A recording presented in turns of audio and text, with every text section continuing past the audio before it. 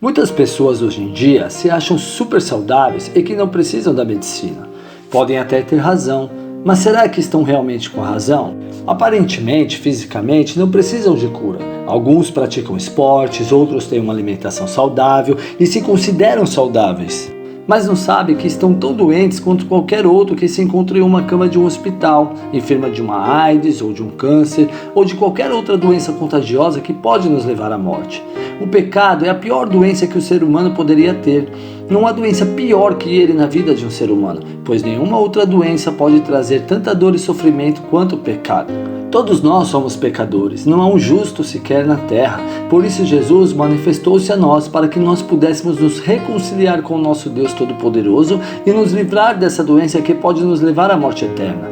Uma doença que nos traz dor e sofrimento por toda a eternidade, pois ela não infecta só o corpo, mas a alma.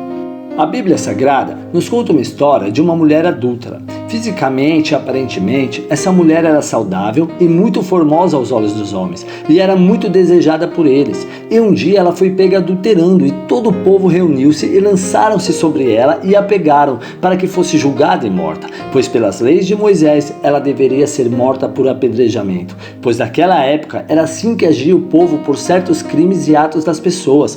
Mas Jesus, conhecendo aquela mulher e seu coração e os pecados daquele povo, disse-lhes: aquele que dentre vós está sem pecado, que seja o primeiro a tirar-lhe uma pedra.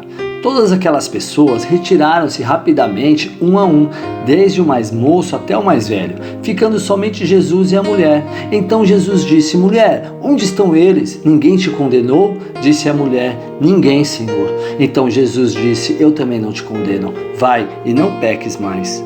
Todas aquelas pessoas reconheceram seus pecados. Estavam todos infectados por uma doença que não deixava marcas e não demonstrava nenhum sintoma aos nossos olhos, mas no fim da vida ela se manifestará com muita dor e sofrimento por toda a eternidade. O pecado é muito difícil de ser reconhecido pelas pessoas, pois tudo o que há no mundo, tudo que nos leva ao pecado parece bom aos olhos humanos, mas contamina não só a alma, mas o nosso corpo, pois o nosso corpo é o templo do Espírito Santo de Deus.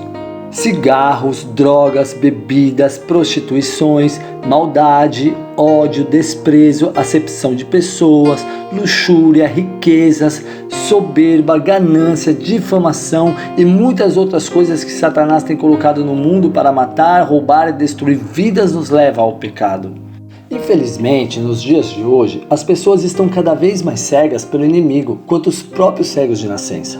Em João 9,35, a palavra nos diz que Jesus, ao curar um cego de nascença, o encontrou algum tempo mais tarde e perguntou se ele cria no Filho do Homem. O homem, que era cego e que estava totalmente curado, disse: quem é, Senhor, para que nele creia? Disse Jesus: já o tem visto, é o que fala contigo. Jesus disse a esse homem que veio para este mundo para juízo, a fim de que os que não enxergam vejam, e os que veem se tornem cegos. Daí os fariseus, todos hipócritas, disseram-lhe: acaso também somos cegos?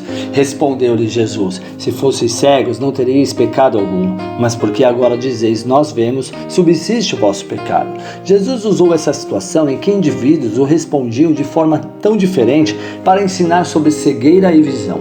De um lado estava o homem cego de nascença, agora já enxergando e de joelhos adorando ao Senhor. Do outro lado estavam os líderes religiosos, obstinados e muito desumanos, rejeitando Jesus e pedindo a sua morte. Na época de Jesus, a cegueira era uma metáfora para o pecado e a visão para a santidade. Jesus falou aos fariseus que, mesmo eles enxergando fisicamente com nitidez, estavam escolhendo deliberadamente a cegueira espiritual.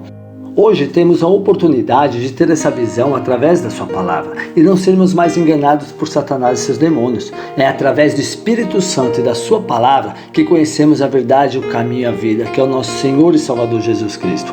E através dele somos libertos das trevas que nos traz a cegueira espiritual e o pecado. Em João 8,32, a palavra nos diz: conhecereis a verdade e a verdade vos libertará. Se Jesus nos libertar, verdadeiramente seremos livres de todas as mentiras do diabo e não mais seremos enganados e nem contagiados por essa doença que pode nos levar à morte eterna, mas teremos vida eterna com Cristo Jesus nosso Senhor.